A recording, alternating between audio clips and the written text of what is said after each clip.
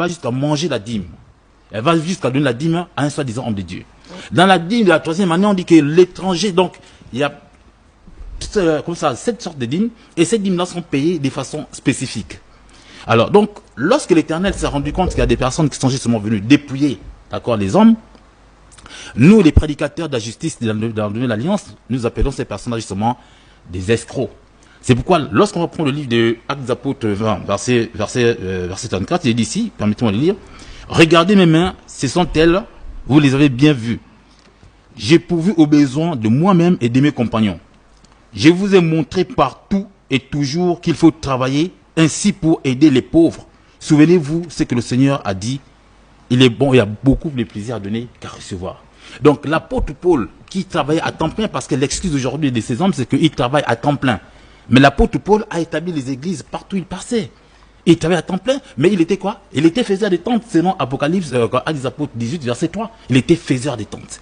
Donc lui, il a travaillé, non pas pour dépouiller les gens, mais plutôt pour être au service de ces personnes. Donc vous voyez que les pratiques d'aujourd'hui, ce sont des pratiques qui sont contraires à ce que la Bible dit. C'est pourquoi nous dénonçons que ces personnes-là sont justement dans le faux. Elles ont besoin de se repentir pour que justement elles soient sauvées.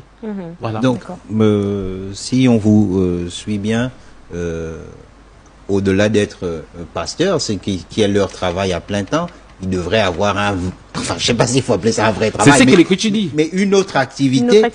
Ils devraient vivre d'une autre activité et non vivre du fait d'être pasteur. C'est cela. Voilà. C'est pourquoi justement nous aimons bien dire bonne arrivée dans la doctrine des apôtres. Vraiment la fausseté doit être éradiquée. Il faut pas avoir cette aisance-là d'esprit ou comportemental ou mental là, de faire que, bon, écoutez, comme on a ce que entre griffes une église, alors on va s'ériger en, comme qui dirait, maître. C'est-à-dire on va se taillarder un certain nombre de fidèles, on va leur annoncer entre griffes la soi-disant parole de Dieu, et puis on va les séduire, ils vont rentrer, ils vont nous écouter, ils vont nous payer. Non, ce n'est pas une entreprise, l'église. Ça n'a rien à voir avec le business de quelqu'un. Toute personne qui se comporte comme ça là est un démon. Parce qu'il va à l'encontre de la vérité. Vous voyez l'apôtre Paul, dont parlait le frère tout à l'heure, dans 1 Corinthiens chapitre 4, le verset 12, il dit, regardez mes mains, elles ont pourvu à mes besoins et aux besoins des personnes qui étaient autour de moi. Donc, l'apôtre Paul, lui, s'est donné, il s'est arrogé ce droit-là. Il avait ce droit-là. Il dit, je pouvais bien user de ce droit, mais je n'en veux pas. Puisqu'il nous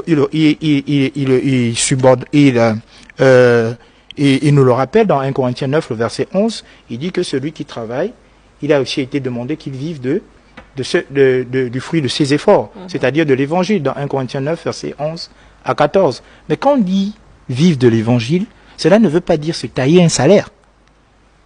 C'est-à-dire que il faut comprendre que l'Église, c'est une organisation. Donc, dans cette organisation, il y a une partie. Dans cette organisation, l'Église peut se permettre de faire quoi? De mettre à côté, par exemple, de donner à un homme de Dieu, de donner quelque chose à l'homme de Dieu. C'est-à-dire que ce que l'Église va donner n'a rien à voir avec la question du salaire. Parce que ça peut être des biens, soit en numéraire, soit des simples articles, etc. Donc, juste soutenir ce qu'on appelle Galates 6.6. C'est-à-dire que celui à qui l'on prêche fasse part de tous ses biens à celui à qui on enseigne. Donc, c'est-à-dire ce n'est pas un salaire, mais c'est juste un soutien. C'est-à-dire c'est juste une assistance. C'est-à-dire c'est juste une sorte d'aide.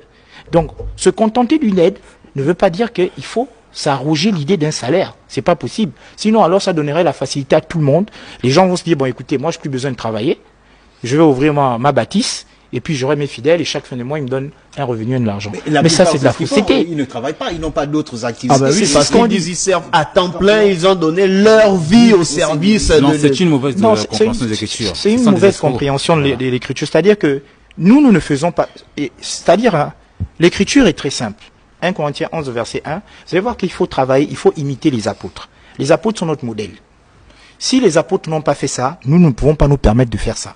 Parce que il y a ce que les gens appellent la fabrication de l'adoration. C'est-à-dire, ils font des choses qu'ils estiment être logiques. La Bible ne raisonne pas sous le rapport de la logique. La logique, c'est l'intelligence humaine. La Bible repose sous le rapport de l'intelligence de Dieu, qui n'a rien à voir avec la logique des hommes. Alors, c'est-à-dire, si nous trouvons qu'il est bon pour nous de nous retrouver avec des fidèles qui vont nous donner une compensation, c'est-à-dire un salaire. Mais la Bible ne fonctionne pas comme ça. Il n'a jamais fonctionné comme ça. Alors, C'est ce que nous essayons de dire aux hommes. Si on va plus loin, il faut vous suivre, devrait être pasteur, encore que la loi n'organise pas bien ça, et il faudrait penser à ce qu'on organise un peu mieux ce milieu-là, parce que c'est Qui maintenant... peut être pasteur, comme c'est le cas au Rwanda ou dans d'autres pays. Voilà, parce que c'est maintenant un peu fourre-tout. Mais si on vous suit, pour pouvoir être pasteur, religieusement parlant, et pour pouvoir même avoir une communauté et tout ça, il faudrait justifier d'un emploi ou d'un travail ou d'une activité au-delà de l'activité de pasteur. Non, ce n'est pas nécessairement cela. C'est pas cela. En fait,